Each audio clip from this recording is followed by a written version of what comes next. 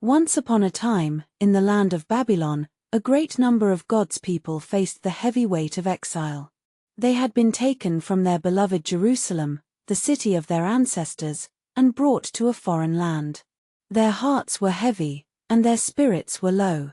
The temple, the very dwelling place of God among them, lay in ruins. But hope was not lost. God had not forgotten his people. Among the Israelites in Babylon was a man named Ezra. He was a priest and a skilled scribe, well versed in the laws of Moses. Ezra had a heart devoted to God. He prayed fervently for his people, yearning for the day when they could return to their homeland. He longed to see the temple restored and the worship of Yahweh renewed. In the first year of King Cyrus of Persia, God stirred the heart of this ruler. Cyrus was moved to fulfill a prophecy spoken long ago by the prophet Jeremiah. He made a decree that the Israelites could return to Jerusalem and rebuild the temple. It was a moment of divine intervention. As the news spread, excitement filled the air. The promise of freedom echoed through the hearts of the captives.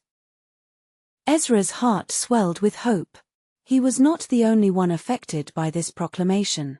Many of his fellow Jews, filled with longing, gathered to prepare for the journey home. They packed their belongings, gathered their families, and set out on a path that would lead them to their past, to the land where their forefathers dwelled. The journey was long and filled with challenges. The Israelites traveled through the desert, facing the elements and any threats that arose. Yet they were united by a common purpose. They prayed for safety and guidance. Each step brought them closer to Jerusalem, and with every mile, their hope blossomed. When they finally arrived in Jerusalem, they were filled with awe and reverence. But the city was not as they remembered. The walls were broken, and the temple, once a glorious sight, lay in ruins. Their hearts sank at the sight. Yet, they did not lose heart. Instead, they set to work. The first order of business was to rebuild the altar. This was a symbolic act of reestablishing their connection with God. They sacrificed burnt offerings to the Lord, just as their ancestors had done. With each offering, they remembered the faithfulness of God even in their darkest hours. As they lifted their voices in prayer and gratitude, they felt a sense of unity. Together, they laid the foundation for the new temple. The sound of hammers and chisels filled the air. The people rejoiced, for they were doing God's work. Their labor was fueled by hope and faith, knowing that God was with them. But as they progressed, they faced opposition. Those who had settled in the land did not welcome their return. They tried to discourage the Jews, spreading fear and doubt. Yet Ezra and the leaders reminded the people of God's promises. They encouraged one another to stay strong and trust in the Lord. When the enemies of the Israelites sent letters to King Artaxerxes, claiming that the Jews were rebellious and would not pay tribute, it felt like a setback. Yet Ezra sought God's guidance through prayer and fasting. He knew that their success depended not on their own strength but on the favor of God. In a moment of divine grace, Ezra was granted permission by King Artaxerxes to return to Jerusalem with even more exiles. He was given resources and protection for the journey. This was a clear sign of God's hand at work. Ezra gathered the people, sharing with them the king's decree, and they set forth once again, emboldened by this miraculous provision. Upon arriving in Jerusalem, Ezra was not content to simply oversee the building of the temple. He was determined to teach the people the laws of God. He realized that the spiritual restoration of the people was just as important as the physical rebuilding.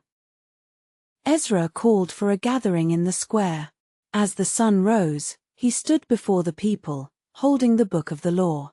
The crowd was eager to hear. As he read from the scriptures, the people listened intently.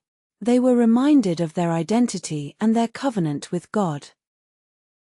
Tears of repentance flowed as they recognized the ways they had turned away from God's commands. Ezra led them in confession and a renewed commitment to follow God's ways. This moment was transformative, as hearts were turned back to God, and the spirit of obedience began to take root among the people. Ezra did not stop there. He worked tirelessly to ensure that the people understood their roles as God's chosen nation. He appointed leaders and encouraged them to be faithful in teaching the laws. Their identity as a holy people was paramount. They were to be a light to the nations around them. As the temple was completed and the worship re-established, the joy of the people was palpable. They celebrated with great enthusiasm. Songs of praise filled the air, and the glory of God was once again present among them. But Ezra also faced another challenge. He learned that many of the Israelites had intermarried with the surrounding nations. This was against God's command, and Ezra was filled with grief. He tore his clothes and fell to his knees in prayer. He knew that this was a moment of reckoning. Ezra gathered the people once more, calling them to confess their sins. He reminded them of the faithfulness of God and the consequences of turning away. The people responded with humility and a desire to set things right. They made a covenant to separate themselves from foreign influences and to return to the ways of Yahweh. Through the power of confession and repentance, the community was restored. They began anew, understanding that their relationship with God required commitment. They were reminded that faith is not just about rituals but about living a life fully dedicated to God's ways. In the closing chapters of Ezra, we see a powerful transformation. The people had returned to their land, rebuilt their temple, and restored their worship. Ezra's leadership had played a vital role in this journey, but it was the faithfulness of God that brought them home. The story of Ezra is not just about the rebuilding of a temple or a city. It is a narrative about redemption, hope, and the power of God to restore His people. Through Ezra, we learn that in times of struggle, we must return to God. We must seek Him in prayer, rely on His guidance, and trust in His promises. As we reflect on the book of Ezra, we see themes of community, obedience, and the importance of God's word. God is faithful to His promises, and He desires a relationship with us. In our own lives, we too can find hope in God's faithfulness. Let us remember that even in our exile, even when we feel distant from God, He is calling us back. He desires to restore our hearts and renew our spirits. Just as Ezra led the people back to the truth of God's word, we can turn our eyes to the scriptures and find our way home. God's love endures through every trial. His faithfulness is unwavering, and His mercy is new every morning. As we seek Him, we can trust that He will guide our steps and lead us into a life of purpose and promise. So let us take heart. Let us return to Him and embrace the hope that He offers. Just as Ezra's people rejoiced in their restoration, we too can rejoice in the goodness of our God. For He is always with us, ready to lead us back to His heart.